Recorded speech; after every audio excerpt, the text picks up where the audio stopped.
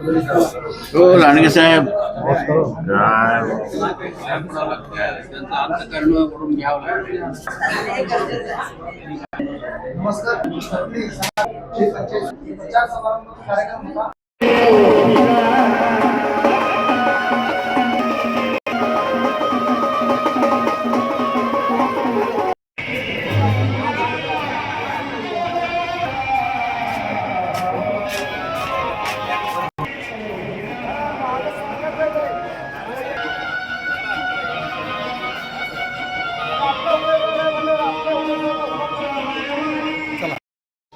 जिल्हा परिषद आणि पंचायत समितीच्या निवडणुकीचा शुभारंभ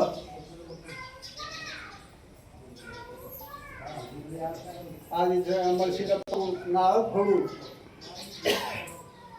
या शुभ आपले तुमचे आमचे सर्वांचे नेते आणि अण्णा गुरुसिद्ध मेत्रे माजी सभापती अब्दुल अण्णा माजी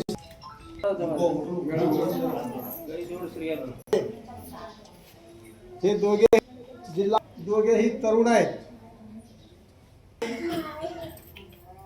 शिंदेच्या नेतृत्वात की हे निवडणूक एवढी सोपीही नाही. आम्ही समोर आव्हान देणारे सुद्धा एका मोठे उमेदवार सुद्धा आहे.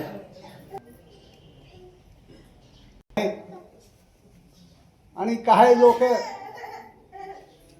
बाहेरही पडत नाही, कारण का त्याच्या मागे जावं का ह्याच्या मागे जा अशी परिस्थिती आहे. म्हणून लोकांच्या मनात आहे हाताचं चिन्ह काँग्रेस पक्षाचं आहे. सोनिया गांधी मंद्रुपमध्ये कुस्तीचा आकडा सर्वांना माहितच आहे. ते कुस्तीचा वाघ कोण असेल तर ते आमच्या गुरुसिद्ध मेत्रे साहेब आहेत. त्यांनी एका बातमीवर सांगितले की आम्ही एक पट्टा तयार केलेला आहे. केलेला पट्टा काय असतं आणि ते आम्ही दाखवून दिल्याचं स्वस्त बसणार नाही. कारण या ठिकाणी गाजावाजा न करता या सर्वांना विनंतीस मान ठेवून या ठिकाणी मंद्रुपच्या परिसरातील सर्व बंधूंनो तुम्ही या मळशीचा पट्ट्या जेव्हा आलेला आहात, मी प्रथमतः तुमचं सर्वांचं आभार मानतो. आपण मतदानाच्या दिवशी शिक्का मारा, कुठं हात दिसेल तिथं शिक्का मारायचं, हात दिसेल तिथं शिक्का मारायचं. कारण का हे शिक्का मारण्यामध्ये आपलं एक योगदान आहे. या ठिकाणी काँग्रेस पक्ष आणि दुष्काळामध्ये मी सना कौसर मोहम्मद शेख, मी जिल्हा परिषदकडून मंद्रुप गटातून मी काँग्रेस पक्षाकडून उभी आहे. काँग्रेस पक्षाने ही मला संधी दिली, मी त्यांची आभारी आहे. खासदार प्रणितीताई शिंदेची आभारी आहे. आणि तसेच अनंत भाऊ मेत्रे हे पण उमेदवारी आहेत आमचे. दोन्ही उमेदवारींना जिंकून आणायची तुमच्याकडे आहे. आता हे तुम्ही सर्व एकत्र येऊन आम्हाला दोन्ही घरघोस मतांनी विजयी करायचं तुमच्या हातात आहे. तर तुम्ही सगळे वन साइड होऊन आम्हाला दोन्ही मतांना विजयी करा, ही माझी विनंती आहे. हाताचं चिन्ह दिसलं की बटन दाबायचं. हाताचं चिन्ह कुठं दिसतील इकडं तिकडं बघायचं नाही, बटन दाबूनच सोडायचं, असं विनंती आहे सगळ्यांना माझी. जिल्हा परिषद व पंचायत समिती निवडणुकीच्या रणधुमाळीमध्ये मंद्रुप जिल्हा परिषद गट व मंद्रुप पंचायत समिती गट या दोन्ही मतदारसंघाच्या काँग्रेस पक्षाकडून आज नारळ फुटलेला आहे.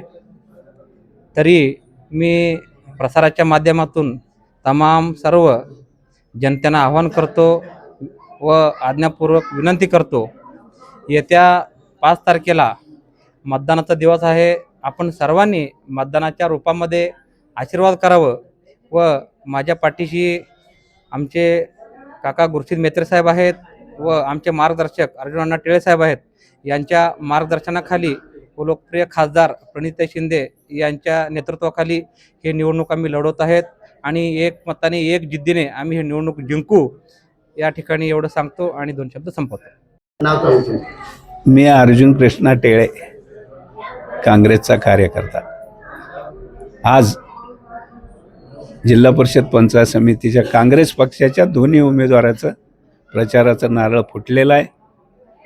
सर्वांनी एक दिलानं एकीनं काम करून दोन्ही उमेदवाराला निवडून द्यायचं आहे, प्रयत्न करायचा आहे. प्रयत्नात कमी राहू नका, एवढीच एक कळकळीची विनंती आहे. जय हिंद, जय महाराष्ट्र.